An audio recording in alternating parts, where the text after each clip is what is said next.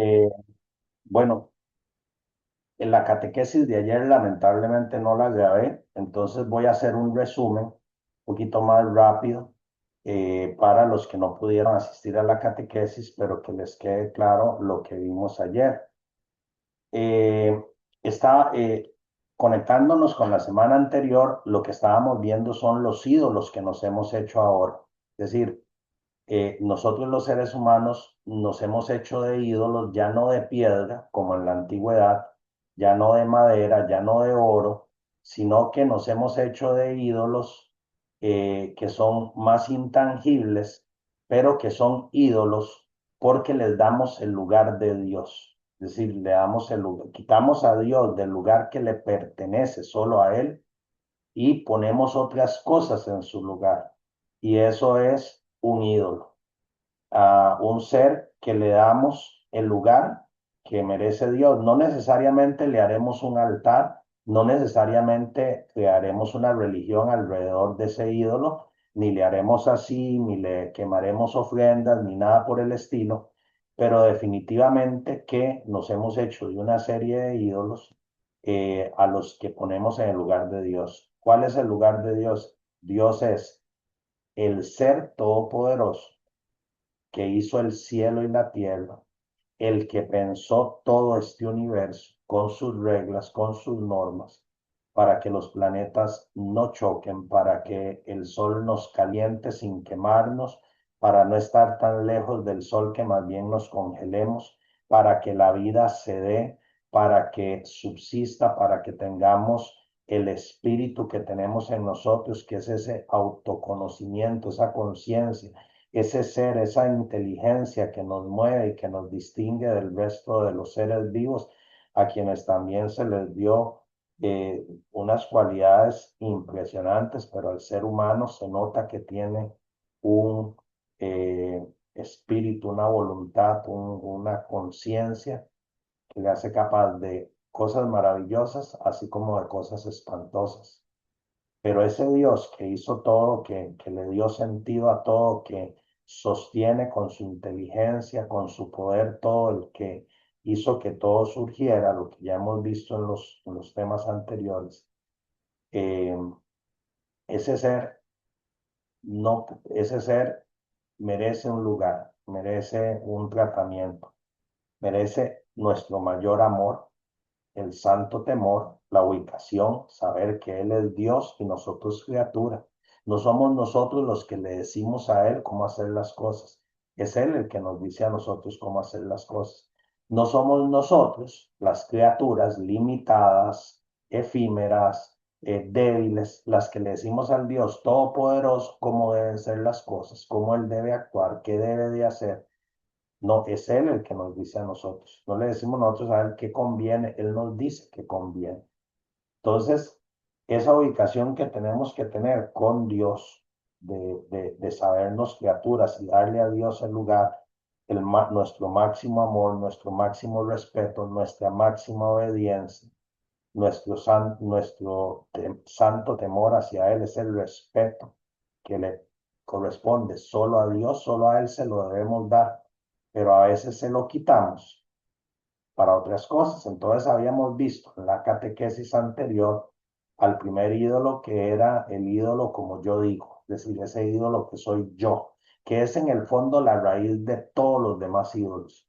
Yo en lugar de buscar cuál es la voluntad de Dios, porque Dios se reveló, Dios hizo portentos y milagros visibles para que el pueblo de Israel, para que los apóstoles vieran y creyeran que Él era Dios. Además, Jesús lo dice, si no me creen por lo que les digo, créanme por las obras que ven, por todos los milagros que hizo Jesús a vista y a paciencia de todas las personas, por las 500 personas que lo vieron resucitado cuando resucitó de la muerte y de ese testimonio de los apóstoles que no les importó ir a la cárcel, ser azotados, ser martirizados, es decir, asesinados, defendiendo de que Cristo había resucitado. Ser cristiano al principio no era ningún privilegio, era más bien una carga pesadísima. y la hicieron con gusto porque vieron con sus ojos a Cristo resucitado. Entonces ese Dios nos ha hablado, nos habla, nos da un testimonio, así nos dice cómo debemos vivir la vida, cuál es el sentido de la vida. Nosotros en lugar de preocuparnos por escuchar, por leer la palabra de Dios, el Evangelio, por preocuparnos cómo vivir como Dios nos indica, queremos ser nosotros los que decimos que es mi cuerpo, es mi vida. Si yo quiero probar una droga, la pruebo. Si yo quiero andar ahí haciendo loco, lo hago y nos empezamos a hacer soberbios y nos tomamos a la ligera las consecuencias. Ah, ¿qué importa? Y si se le pega el SIDA por andar teniendo relación, y algo hay que morirse. Y si se le pega una enfermedad, y si deja embarazada a alguien, ni que fuera el primer chiquito sin papá y sin mamá. ¿Cómo esa soberbia? ¿Cómo ese desamor hacia nosotros mismos? ¿Cómo ese descuido? ¿Cómo esa prepotencia? Que estando un Dios todopoderoso diciéndonos lo que nos hace feliz, preferemos hacer lo que nos dé la gana.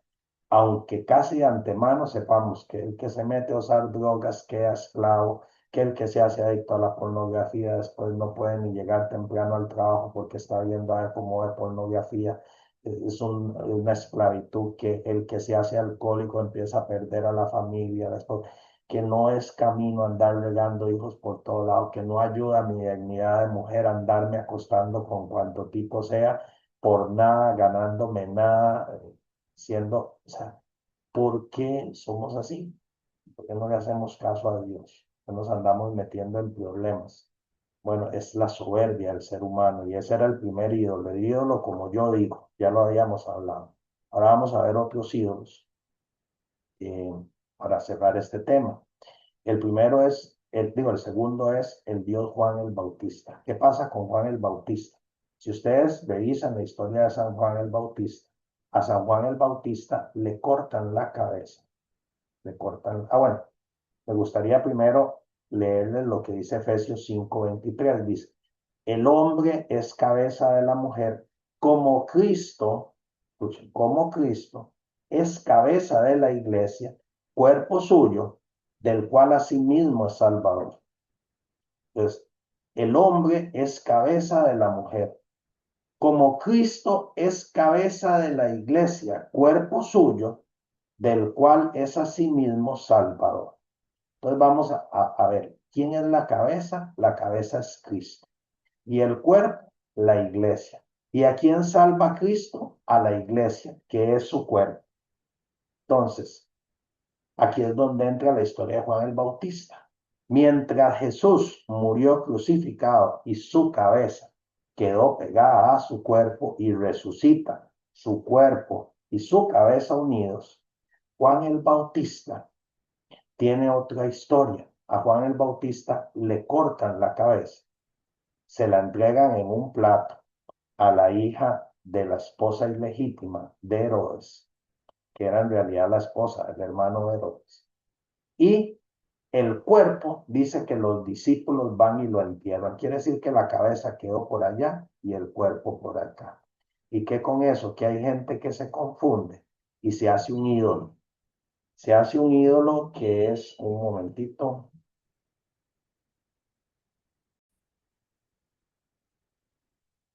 entonces, bueno, perdón por la interrupción. Entonces, Juan, el Bautista, su cabeza queda en un lugar y el cuerpo en otro. Y hay gente que quiere hacer eso con Dios. ¿Por qué? Porque quieren una relación con Jesús. Ah, yo con Jesús, sí, a mí me gusta orar, yo le pido a Dios, yo quiero leer la Biblia en mi casa, yo oro, pero yo me entiendo con Él, yo no quiero nada con la iglesia. Es decir, quieren estar relacionados con el cuerpo, pero quieren que ese cuerpo esté separado de la iglesia. Entonces confunden a Jesús con Juan el Bautista. No, Jesús está unido a su iglesia, está unido a su iglesia. Jesús respalda a su iglesia. Jesús auxilia a la iglesia. Yo no puedo querer una relación con Dios y no tener una relación con la iglesia. Así no funciona. Eso no funciona así. La iglesia de Jesús es la que él fundó. ¿Cuándo? Mateo 16:18.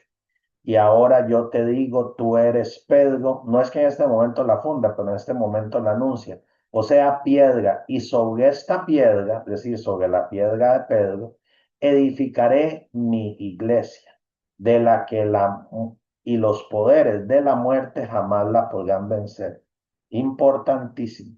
Entonces, nosotros tenemos a una iglesia que Jesús deja en el mundo y queremos no tener relación con ella, queremos, no, yo con Jesús directo. Pues así no funciona. Vea lo que le dice Jesús a los apóstoles que son su iglesia en Lucas 10, versículo 16.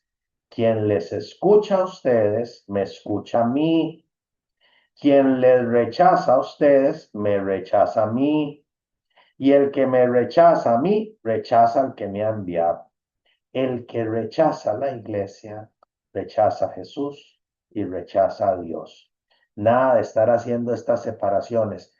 Es que yo con Dios sí, con la iglesia no quiero nada. No, la Jesús es cabeza de su cuerpo, que es la iglesia, y la cabeza de Jesús está bien pegadita al cuerpo, y Jesús salva a la iglesia.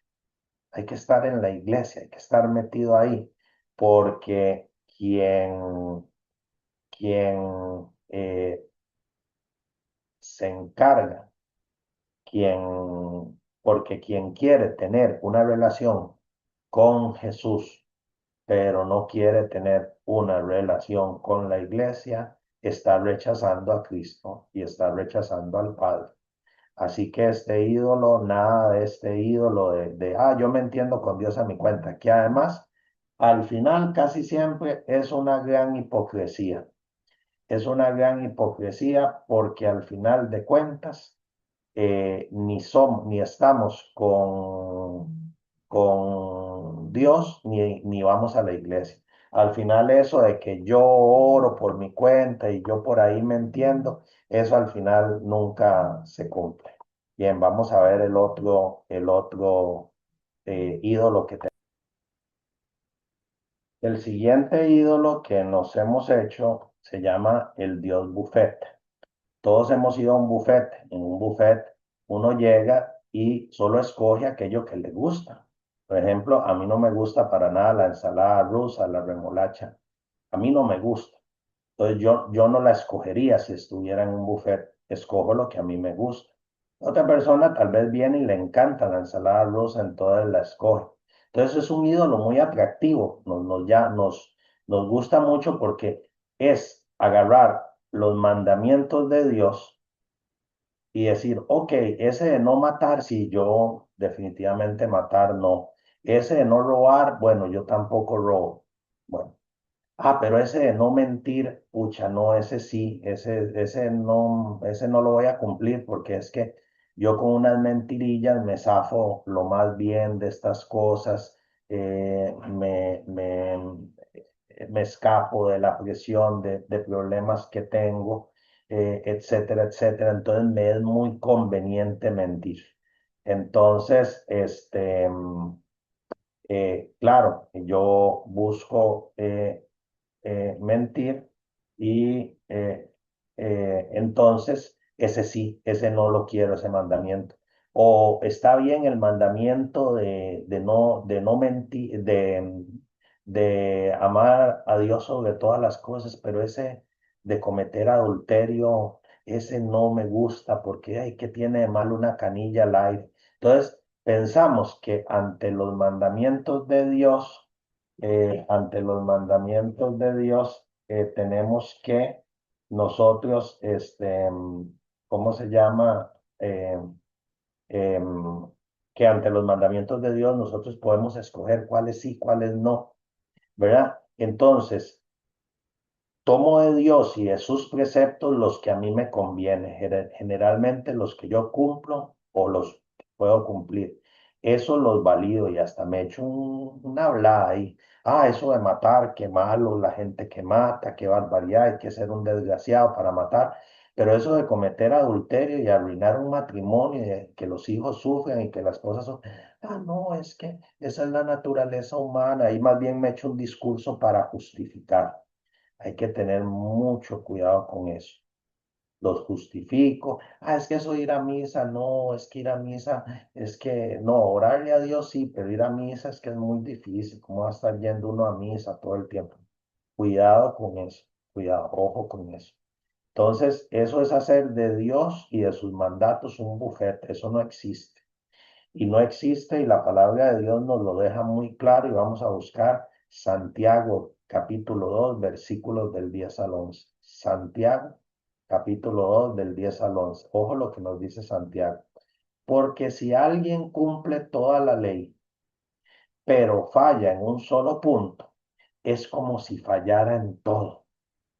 Pues el que dijo, no cometerás adulterio, dijo también no matarás. Si pues no cometes adulterio, pero matas, ya has violado la ley. O sea, la ley de Dios es una sola. No es lo que yo quiera. Es que estos mandamientos, bueno, vamos a ver, Diosito, vea, de los 10, te cumplo 6, que es la mayoría, y te fallo en 4. No, no funciona así. Transgredir un punto de la ley es transgredir toda la ley porque la ley tiene una sola fuente, que es Dios, y la ley tiene un solo propósito y un solo fin. Y eso eh, eh, nosotros tenemos que eh, cumplir toda la ley, no la que nos convenga, no la que nos guste, no la que, no, no, toda la ley tenemos que cumplirla. Entonces, la palabra es muy clara, nada de eso de estar escogiendo aquí, tener mucho cuidado. El siguiente ídolo que nos hemos hecho un ídolo, Dios bonachón, whatever, así, un Dios bonachón, whatever, como que le da igual, buenazo, tipo de esos que uno se le para encima y no dice nada, qué buenazo el Dios, y no funciona así que tener mucho cuidado con esas ideas que nos hacemos de dioses ahí, de un Dios que le da igual si estamos en pecado. No, no, cuidado, cuidado. Y aquí vamos a ver dos extremos. Está este extremo y está el ídolo que sigue. Vamos a ir primero con este extremo y luego vamos a ir con el otro extremo, que es el otro ídolo que nos hacemos. Entonces, un Dios bonachón, como este Dios es buenísimo, Él todo lo perdona, así que si pecamos no importa, Él nos comprende, Él sabe que nos cuesta y que somos débiles. Yo vivo en pecado, pero Él me ama y así me lleva al cielo. Yo nací así, tengo estas debilidades, pero Él entiende y adapta su ley a mí. No hablo acá, o no hablo acá del que lucha con el pecado en que cae por debilidad y aquel que se acoge suplicante y humilde a la misericordia de Dios. Eso sí está bien, ¿sabe? Para no enredar la cosa. Todos nosotros pecamos, todos. Pero hay una diferencia en cuanto a la actitud que tomamos con el pecado. Hay quien peca y lo reconoce. Señor, te fallé. Señor, te volví a fallar. Hasta en lo mismo, Señor, que te vengo fallando desde hace 100 años. Perdón. Ten misericordia de mí. Ayúdame. Voy a luchar para dejar eso. Hay gente que le toca luchar, por ejemplo, con un mal genio. Nació así, nació propenso al mal genio. Persona estresada. Va a tener que luchar. A veces va a caer. Pero si esa persona cada vez que cae dice, Señor, otra vez, perdón, volví a faltar, se me subió el chuki, me perdí los estribos, le volví a fallar, Señor, perdóname, ten misericordia de mí. Qué bonito, esa persona encuentra la misericordia de Dios, aunque caiga 1000 veces. Pero eso es diferente a aquel que cae en el pecado desvergonzadamente, le da igual, Dios me entiende, Dios me perdona, no, eso de estarme esforzando, no, Dios es tan bueno, tan paciente que me va a tener. Cuidado con eso. Dice una parte de la palabra de Dios, busca a Dios mientras aún se deja encontrar. Cuidado con eso de estarle jalando el rabo a la ternera. Hay que tener mucho cuidado, porque eso no es así tan fácil. Muy por el contrario, nos dice la palabra de Dios, ojo, lo que dice San Pablo. Esto lo dice San Pablo en la primera carta a los Corintios, capítulo 9, y él dice en el versículo 24. No han aprendido nada en el estadio, ¿verdad? En ese tiempo, seguro los griegos tenían una especie de olimpiadas, ¿verdad? De práctica de deportes. Dice, no han aprendido nada en el estadio. Muchos corren, pero uno solo gana el premio. Corran pues de tal modo que lo consigan. O sea, no se lo tomen a la ligera eso de si voy a dar al cielo o si voy a dar al infierno. No es tan trivial. Tener mucho cuidado con eso. Hay gente que dice, mira, pero si usted hace eso y lo agarran, va a la cárcel. De ahí, si voy a la cárcel, voy a la cárcel. Pero vea, deja hacer eso porque se puede morir de ahí. Si me muero, me muero. Pero es que vea, se le puede pegar una enfermedad venérea y si se me pega, que se me pegue. Como si fuera tan bonito andar con una enfermedad venérea, con un sífilis, como si fuera tan... Pero y si deja embarazada, y si la deja embarazada no va a ser el primer niño. Cuidado con eso. Estar tomando las cosas graves. Vea, ahora, ¿por qué el Chapo Guzmán hizo hasta lo imposible? Por no ir a parar a la cárcel de Estados Unidos, porque él sabía lo que era. No se lo tome a la ligera, estar en un cuarto así cuadrado todo el día sin ver a nadie, sin hablar a nadie, sin ver los familiares, sin poder hablar con nadie, sin tener televisor, sin poder salir a comerse unos tacos. ¿Cuánto deseara, se los aseguro, el Chapo Guzmán no haber tenido los millones que tuvo por el narco y poder andar caminando por fuera y echarse unos tacos y ir a ver a la mamá y tener a la esposa, a la hija, que se lo aseguro que si pudiera cambiarlo, lo cambia. Pero no, se lo toma uno a la ligera, se lo toma uno, no va a pasar, ay, sigo jugando, después me arrepiento, después, cuidado, porque si es terrible eso de la cárcel, imagínense imagínense ¿cómo se llama? Imaginémonos lo terrible que ha de ser el infierno, un castigo eterno, una cárcel de la que no se sale. Por eso Dios la pulsea tanto para que no vayamos allá, porque es un castigo espantoso. Entonces no se lo tomen a la ligera como si fuera cualquier cosa. Dice San Pablo, no han aprendido nada del estadio, muchos corren, pero uno solo gana el premio. Corran pues de tal modo que lo consigan. En cualquier competición, dice, los atletas se someten a una preparación muy rigurosa y todo para lograr una corona que se marchita mientras que la nuestra no se marchita. ¿Cuántas veces sí nos hemos esforzado yendo a la escuela, yendo al colegio, estudiando para sacar una carrera que hoy es y mañana no es nada? ¿Cómo nos hemos esforzado para ganar un dinero que hoy tenemos y mañana no lo tenemos y mañana estamos sin plata? ¿Cuánto hemos pulseado para comprar aquel carro del sueño y a los años va a estar en un basurero, en un deshuesadero, quién sabe dónde?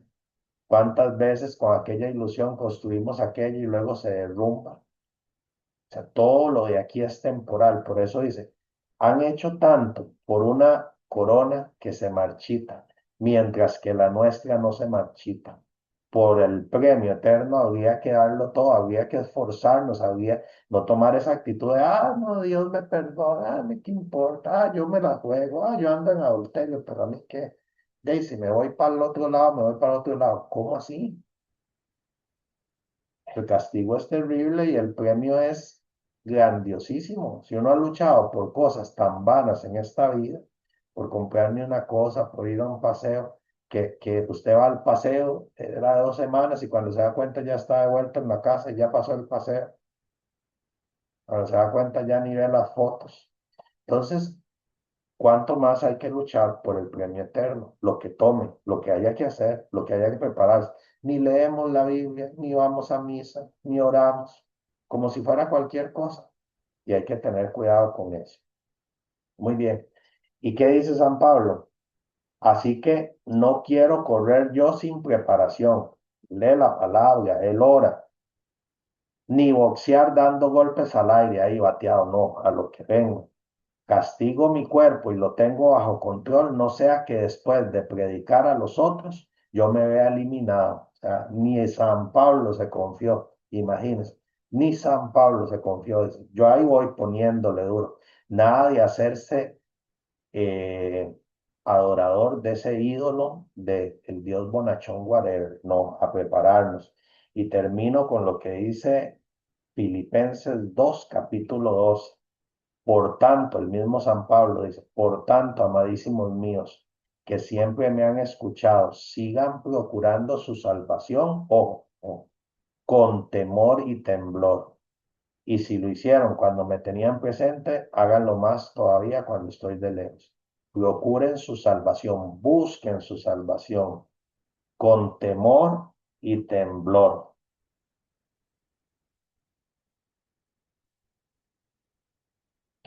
Siempre con temor y temblor. Muy bien. Ahora, ese era un extremo, un ídolo donde es un dios bonachón.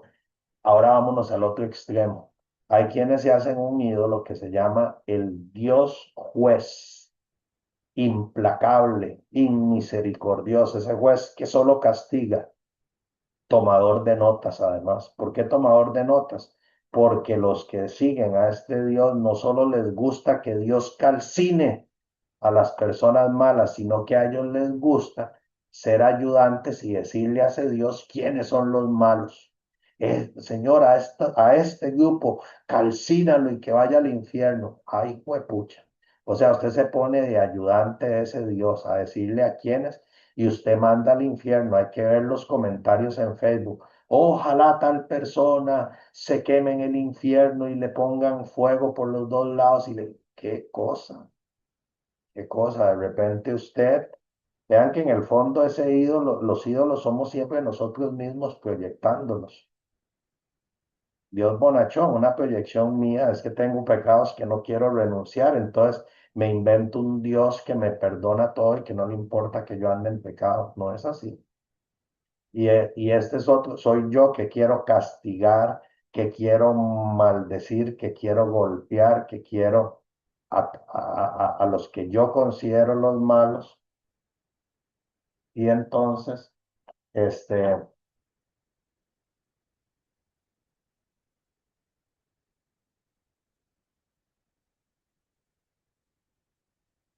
entonces yo vengo y me proyecto en este ídolo y entonces pum, malísimo, y este que se vaya al infierno, y este que se condene, y este sí, y ahí ando, ojo, cuidado, cuidado. Y hasta quiero decirle a Dios que los castigue, que los destruya. El Dios juez, tomador de notas, este Dios es un juez implacable, cuidado con eso, que debe castigar a todos los malvados y yo como buen asistente que soy le dicto quiénes son estos transgresores, se los expongo y hasta le dicto a este diosesillo de mentiras, porque no existe, la sentencia que debo aplicarles. Me vuelvo enemigo de su misericordia y esta me choca, ciego. No me doy cuenta de que sin esa misericordia que niego a los demás, yo mismo me quedo sin esperanza, pues se engaña a sí mismo el que clama no tener pecado. Y ojo con eso. Hay un, en la primera carta de Juan, en el capítulo 1, versículo 8, hay hay un texto que dice, si decimos que no tenemos pecado, nos estamos engañando a nosotros mismos y la verdad no está en nosotros. Yo me acuerdo de un hermano de otra iglesia que vino y me dice, es que en la iglesia católica hay muchos pecadores. Y yo le dije, ¿y ustedes en la iglesia de ustedes no son pecadores? Y dice, no, nosotros no, usted no peca, ¿no? Le leí este pasaje y le dije, vea, ahora tiene los pecados que ya tenía y otro por jetón, porque aquí dice muy claro, si decimos que no tenemos pecado, nos estamos engañando a nosotros mismos y la verdad no está en nosotros. En cambio, el que confiesa sus pecados, Dios que es justo, que es leal, lo perdona. El que los confiesa en humildad, que le dice, Señor, no puedo, Señor, no doy, Señor, yo no lo logro. Que qué miserable que soy, pero no lo logro. Ese más bien recibe el perdón de los pecados, pero el que dice no tener pecado se engaña a sí mismo y pretende engañar a Dios y eso no lo va a lograr. Entonces, si todos nosotros tenemos pecado, ¿cómo se nos ocurre señalar al otro? La carta a los Romanos en el capítulo 2, versículos del 1 al 3 va más allá. Romanos 2 del 1 al 3 y dice muy clarito, dice, por lo tanto, amigo mío, oiga lo que dice San Pablo, si eres capaz de juzgar, ya no tienes disculpa. Si usted es capaz de señalar a otros, vea, ese grupo de pecadores se va a ir al infierno. Si usted es capaz de hacer eso, ya te quedaste sin excusas. Te condenas, oiga la palabra, te condenas a ti mismo cuando juzgas a los demás, pues tú haces lo que estás condenando.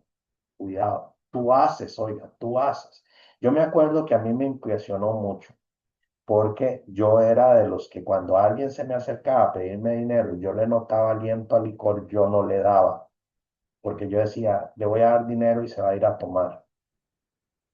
Y una vez el Papa Francisco, que me sacudió muchas veces con cosas que di, el Papa Francisco dice, tú eres de esos que no le da una moneda a una persona para que no vaya a beber licor. Yo por dentro, sí, ese soy yo. Dice el Papa Francisco, ¿y tú qué haces cuando nadie te ve? Y me golpeó. ¿Y tú qué haces? Fue como diciéndome, ¿y tú qué pecados tienes que no dejas? Entonces, ¿cómo tú te atreves a señalar al otro? Me dejó golpeadizo.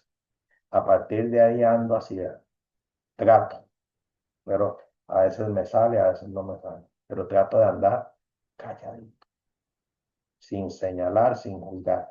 Yo no sé la historia del otro. Yo no sé esa persona que está actuando de esa manera, por qué está actuando de esa manera. Yo no sé qué miedos y qué temores tiene esa persona. Yo no sé qué sufrimientos pasó. Yo no sé qué violencia sufrió para convertirse en la persona que está ahí.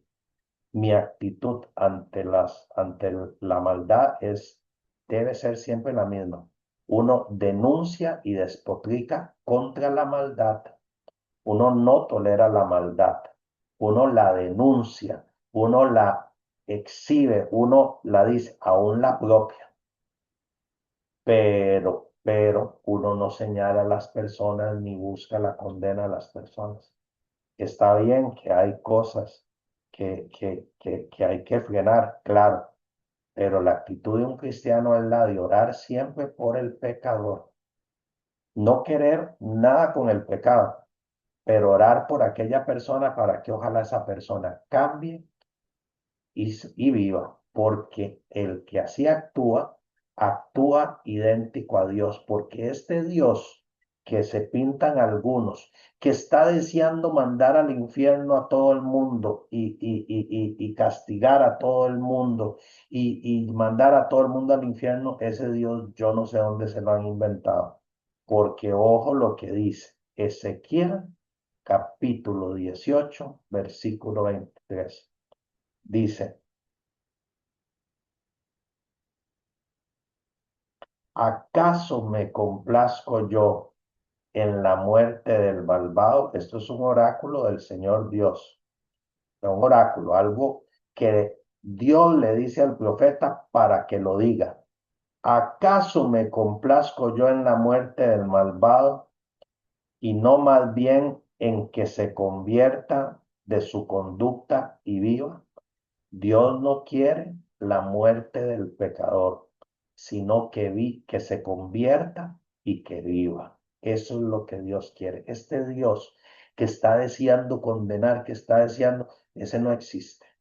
Existe un Dios que no quiere ni del malvado, ojo, no está hablando del bueno, ni del malvado, eh, que no lo quiere, que no quiere, cuidado, porque ese Dios que quiere que el malvado se hunda no existe. El que existe es un Dios que quiere que ese malvado se convierta y que así viva. Ese es el Dios que quiere. Entonces no existe ese ídolo que nos hemos hecho y mucho ojo con eso de no solo hacernos el ídolo, sino quererle ayudar señalando a otros. Jesús lo dice muy claro. Así como tú juzgas a los demás, así serás juzgado y dos cuartas más. Cuidado, así serás juzgado y dos cuartas más. Mucho cuidado, mucho cuidado. Muy bien, el siguiente ídolo es el Dios de la doctrina abierta, medio parecido a este whatever, pero aquí es otro el concepto. El concepto aquí no es que yo creo que Dios me perdona todo, sino que yo empiezo a mezclar religiones. Yo empiezo a mezclar religiones. El Dios de la doctrina abierta, es decir, yo soy católico, pero ando con una pata de conejo en la bolsa para la buena suerte. Yo soy católico, pero consulto unas páginas de TikTok para que me digan en qué número comprar la lotería para pegar. Espantoso. Yo soy católico, pero pongo una herradura en mi casa para que no pongo un hilo rojo a mi bebé para que no le hagan el mal del ojo de la bruja. Decídanse. O se hacen brujos, o siguen el paganismo, o van para que les lean el tarot, o leen el horóscopo, o hacen piedras energéticas, o creen en el aura, o creen ¿cómo se llama esto? Em, creen en el karma, o creen en las energías, o creen en eso, o creen en Yahvé Dios. Una de dos. Dios habla muy claro, Él dice, yo soy el camino, la verdad y la vida. Nadie va al Padre si no es a través de mí. No existen otras cosas, nada de estar mezclando. De esto ya habíamos visto un pasaje, pero vamos a ver otro, vamos a verlo otra vez.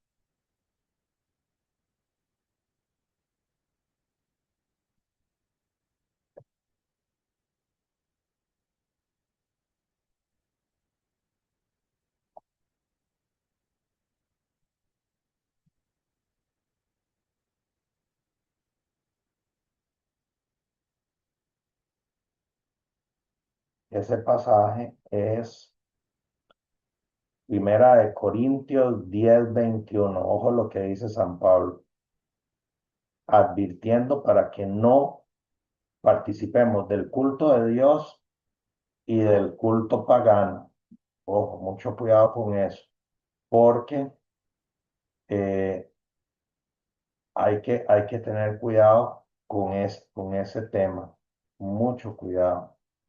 Entonces, em,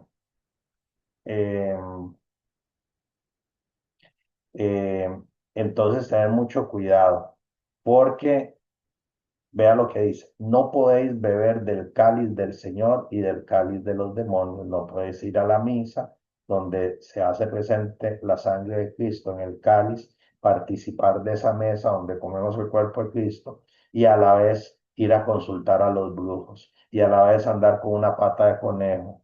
Eh, eh,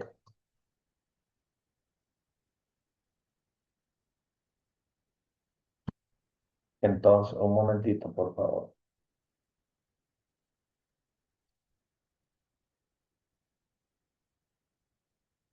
Entonces no podemos hacer esas combinaciones, no podemos estar en que la energía y el chancra y Jesús, no.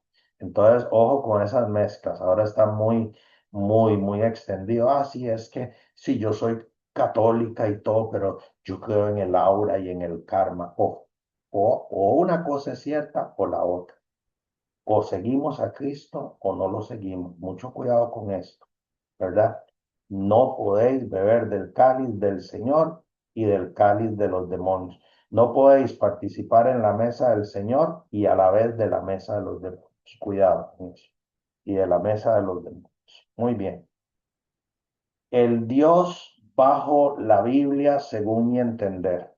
Se cree que este Dios está debajo de la Biblia y le sirve a la Biblia. La Biblia no es su palabra que él dicta y respalda. Su palabra no es viva. La Biblia es Dios. y Dios está restringido en toda ella, no es libre y vive sujeto a ella, y claro, está sujeto a lo que el creyente de este Dios entiende de ella. Está atado a las interpretaciones privadas del creyente de este Dios. Muy bien. El Dios bajo la Biblia, según mi entender.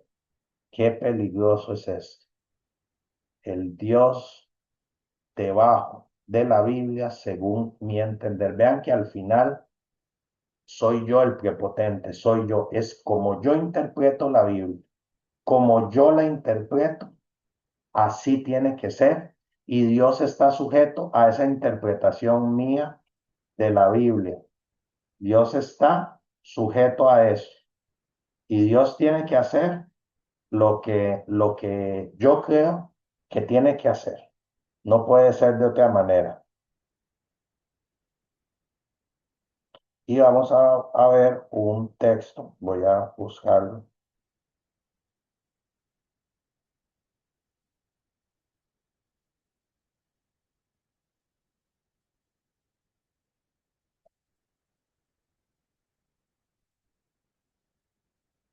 para entender esto. Segunda de Pedro, capítulo 1, del 20 al 21. Ojo lo que dice, para traernos abajo este Dios que está debajo de la Biblia, según mi entender. Ojo, tengan cuidado, la Biblia no es Dios, la Biblia es la palabra de Dios. Es decir, la Biblia es aquellos textos que Dios inspiró a hombres a través del tiempo a escribir con el fin de darnos una luz a nosotros. Darnos una luz, ¿para qué? Para saber qué hacer, cómo reaccionar, para que nos guíe, para que nos corrija, para que nos transmita la voluntad de Dios. Eso es la Biblia, no es Dios. Es la palabra que el Espíritu Santo inspiró a hombres que escribieran para que nos sirvieran de lámpara a nuestros pies y se cumple y es verdadera y hay que escucharla, pero no es Dios. Dios es un ser supremo, es un espíritu supremo, un ser superior que su voluntad es que Él hace. No todo está escrito en la Biblia. En el Evangelio, según San Juan, en el capítulo 21, en el último versículo, dice Juan, muchas otras cosas hizo Jesús. Me pareciera, y dijo, hizo. Me pareciera que si se escribieran todas, no cabrían en todos los libros del mundo, no cabrían eh, los libros suficientes, no cabrían los libros en todo el mundo con todo lo que hizo Jesús. No todo se escribió. Jesús no vino al mundo a escribir un libro y decirles, tome, aquí está el libro, ya, jueguense. No, Jesús vino y fundó una iglesia. Esta es, tú eres Kefas y sobre esta Kefas edificaré mi iglesia. ¿Y qué dice? Si ustedes siguen leyendo el pasaje, dice, a ti te entrego las llaves del cielo. A ti. ¿Quiénes son las llaves del cielo? La sana doctrina, los sacramentos, la Eucaristía, la confesión, la unción de los enfermos, el matrimonio, la orden sacerdotal, la confirmación, los sacramentos, la sana doctrina, los medios, las llaves que nos abren las puertas del cielo. A ti te las entrego. Lo que tú ates aquí en la tierra queda atado allá en el cielo, y lo que tú desates aquí en la tierra queda desatado allá en el cielo. Le dio la autoridad a la iglesia. Sobre todo, Jesús nos deja una iglesia. Vayan y prediquen y enséñenle a todos a ser mis discípulos. Bautícenlos en el nombre del Padre, del Hijo y del Espíritu Santo. Esa es la orden que da Jesús. No dice, escriba un libro que cada quien lo lea y que lo lea y lo interprete como él quiera. No, no dice eso. Muy al contrario. Dice Pedro, pero ante todo tener presente que ninguna profecía de la Escritura puede interpretarse por cuenta propia. No es para que usted la interprete según usted lo que quiera, porque nunca profecía alguna ha venido por voluntad humana, sino que hombres movidos por el Espíritu Santo han hablado de parte de Dios. Entonces, la escritura es lo que ha hablado de parte de Dios, hombres que han sido inspirados y movidos por el Espíritu Santo para poner aquello por escrito, para que a nosotros se nos vuelva, eh, para que esa palabra se vuelva en nosotros vida, para que se vuelva vida en nosotros. Para eso es. Entonces, mucho ojo con esto de querer yo interpretar la Biblia como a mí me dé la gana. Mucho cuidado con eso. Y querer hacer que Dios esté restringido a eso, porque empezamos a caer en tonteras. ¿Dónde en la Biblia está la Santísima Trinidad? Bueno, no dijo Jesús, vayan y bauticen el nombre del Padre, Hijo y Espíritu Santo. No es un solo Dios, tres personas. Entonces, si son tres, son una Trinidad y no son santísimos. Claro que sí. Ah, pero si no está en la Biblia, no existe. Cuidado, cuidado con eso. ¿Saben una cosa? Los que escogieron los libros de la Biblia, ¿cuáles libros estaban ahí? Fue la iglesia, porque la iglesia es la que tiene la autoridad. Cuando se da el primer problema, cuando estaban predicando a los paganos y unos decían, los paganos se tienen que circuncidar como los judíos. Ah, no, no se tienen que circuncidar y se arma ese pleito. Cuando se arma ese pleito, entonces qué hace la iglesia? Ah, que cada quien interpreta. No, no. La iglesia toma una decisión y no cita la Biblia para tomarla. Dice, nos ha parecido al Espíritu Santo y a nosotros que no se les debe imponer esas cargas a los paganos, de que se tengan que circuncidar y cumplir con otras cosas ahí. Ese día la iglesia con su autoridad desató y quedó desatado en el cielo, porque esa fue la autoridad que Dios le dio. Y Gabriel, tanta autoridad a unos hombres que fallan, sí. A Pedro, que le pidió tres veces, Pedro, tú me amas más que estos, pastorea mis corderos, pastorea mis ovejas, pastorea mis ovejas. Al que pone a pastorear el rebaño de Dios, es un ser humano que falla. Pero ¿qué es lo que pasa? Que lo respalda Dios y lo inspira el Espíritu Santo para que entonces el magisterio de la iglesia nos lleve por buen puerto, para que aunque aquel sacerdote sea un ser humano y pecador, cuando él levanta la hostia, por la acción del Espíritu Santo, esa hostia se convierte en el cuerpo de Cristo y el vino en la sangre de Cristo, para que aquel sacerdote cuando bautice, por la acción del Espíritu Santo, aquella persona se vuelva insofacto hija o hijo de Dios Altísimo, para que sus pecados queden perdonados, para que sea admitido en el pueblo de Dios por medio de hombres débiles, sí, pero por medio de hombres débiles, pero pero eso sí, respaldados por el Espíritu Santo. Regálenme un segundo, por favor.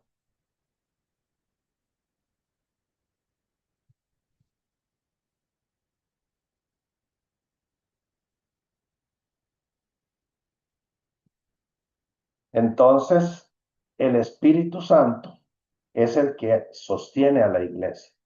Y por eso la interpretación de la Biblia no es como a mí me da la gana, ni Dios está limitado a ella. Dios cumple lo que se anuncia en la Biblia, pero Dios anuncia muchas más cosas. Jesús hizo lo que dice la Biblia, pero hizo muchas más cosas y dijo muchas más cosas y enseñó muchas más cosas. Por eso le dice a los apóstoles, muchas otras cosas les quisiera decir, pero no están listos para recibirlas ahora. Cuando venga el Paráclito, el Espíritu Santo, él les recordará y les guiará a la verdad completa. Ven, no todo está en la Biblia, no todo está en la Biblia.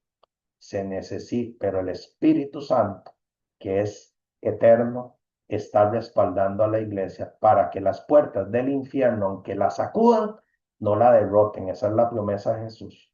Entonces, ojo con quererme hacer de este ídolo, que es un ídolo que solo está debajo de la Biblia, que la Biblia es más que Dios, no que la Biblia es la palabra de Dios, la cual Él pronuncia para nuestra luz y nuestra guía.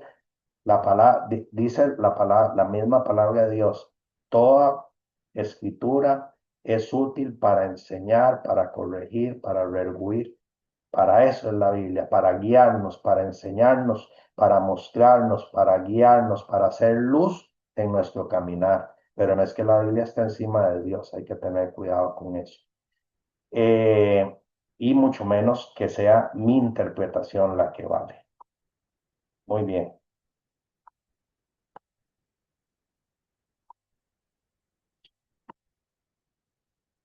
muy bien. Hay muchos otros ídolos, ahí vimos algunos, hay veces que nos hacemos de un ídolo que es un Dios castigador del apocalipsis y del fin del mundo y lo usamos para meter miedo. Entonces hay por ahí gente que dice es que ya es el fin del mundo y si no se pasa mi iglesia, cuidado con esas cosas. Jesús lo dijo muy claro, esto lo voy a expresar un poquito rápido porque ya casi tengo que terminar y sí, lamentablemente ayer no hice la grabación, entonces les hago este resumen, pero Jesús dice muy claro, nadie sabe el día ni la hora, ni los ángeles que están en el cielo, solo mi Padre sabe el día y la hora en que será la segunda venida de Jesús. Cuando aparezca gente diciendo, es que tal día viene y a tal hora y a tal, no le hagan caso. Ahí viene, ahí está, no. Cuando Él aparezca, todo el mundo lo va a saber. Créanme, cuando Jesús venga, no va a haber una duda en una sola persona de que Jesús volvió, de que Dios existe y de que estamos ante el juicio final. Así que tranquilos. Nada de estar pensando, nosotros somos muy mediocres, entonces nos gustaría tener una fecha de vencimiento que aquí dijera, esta persona se va a morir en tal año, ¿para qué? Para portarnos mal y a un mes de morirnos empezar a rezar el rosario 3 veces al día, ir a misa todos los días, comulgar, confesar, cuidado con eso. No, lo que dice Jesús es, nadie sabe el día ni la hora, por lo tanto, estén preparados, porque nadie sabe ni el día ni la hora. Entonces, mucho ojo con eso. Muy bien. Eh, Como vimos, para terminar esto, estos dioses que vimos se funden en la soberbia del hombre, pero también hacemos ídolos fundados en nuestras voluntades torcidas y pasiones. Así pues, idolatramos cuando nosotros desoímos la voluntad de Dios por amor al pecado, por amor a un bien terrenal, por amor al dinero. Por eso es que Jesús dice, nadie puede servir a dos señores, a Dios y al dinero, porque vean qué vacilón, le da categoría al dinero de señor, no porque el dinero sea un señor, ni porque hayan templos al dinero, pero es que lo convertimos casi en un Dios al dinero. Casi que lo terminamos convirtiendo en un Dios. ¿Por qué? Lo terminamos convirtiendo en un Dios porque preferimos hacer algo malo, robar, quitarle salario a un empleado, no pagarle lo justo, pero preferimos hacer chanchadas con tal de ganar dinero que hacer la voluntad de Dios. Entonces, no es que nos hayamos dicho, yo soy de una religión que adora al dinero, no, pero lo hace en la práctica, porque ante el mandato de Dios de ser justos, de perdonar, de amar, lo que hacemos es más bien al revés, tratamos de hacer todo lo que podamos por tener más dinero sin pensar en los demás, no ayudo a los pobres, no ayudo al hermano en necesidad porque quiero tener todo el dinero para mí. Cuidado con esas cosas. Eh, y así cuando yo sé que la voluntad de Dios es ser puro y casto dentro de mi matrimonio, pero no lo cumplo, entonces estoy dejando al Dios Todopoderoso de un lado. Recuerden que el primer mandamiento es amarás a Dios sobre todas las cosas, incluyendo tu voluntad. Vean que es cuando Jesús está a punto de enfrentar su muerte en Getsemaní, le dice a Dios en oración, Padre, si puedes, aleja de mí este cáliz de sufrimiento. Es decir, si puedes, que yo no tenga que ser golpeado, azotado, con una corona de espinas, muerto en la cruz, pasar toda esta traición y todo este sufrimiento. Si puedes que esto pase, que pase, pero que no se haga mi voluntad, sino la tuya. Adorar a Dios significa amarlo por encima de mi voluntad. Yo quisiera andar haciendo esto y esto y esto, pero Dios me dice que no. la adoración perfecta la hace María cuando dice, he aquí la esclava del Señor, hágase en mí según tu palabra. Un esclavo no tiene voluntad, hace lo que le dice su Señor. Entonces, así es y eh, así se hace y así debe de ser, ¿verdad? Debemos hacer la voluntad de Dios por encima de todas las cosas y tenemos que tener cuidado con ese tema de que yo creo que adoro a Dios porque voy y rezo y porque no, lo tengo que hacer vida en mi vida, en mi día a día, lo que yo quiero hacer, pero lo que Dios quiere. ¿Quién debe ganar siempre? Lo que Dios quiere. Le fallamos, sí, constantemente. Ahí es donde tenemos que pedir, orar y luchar por hacer la voluntad. Al final de cuentas, lo que le podemos ofrecer a Dios es nuestro máximo esfuerzo, nuestro arrepentimiento, nuestra humildad para decirle, Señor, no puedo, no logro la santidad por mis fuerzas, pero te ruego y te pido que me ayudes. Y Dios nos ayuda y nos guía. Así que siempre que tengamos que escoger entre nuestra voluntad y la de Dios, escojamos la voluntad de Dios y Dios nos premiará ese esfuerzo con la vida eterna. Entonces, no en gestos, no, en la vida, en el día a día, busquemos hacer la voluntad de Dios. Bien, hermanos, eh, ahí quedamos con este resumen y nos vemos la otra semana, si Dios lo permite.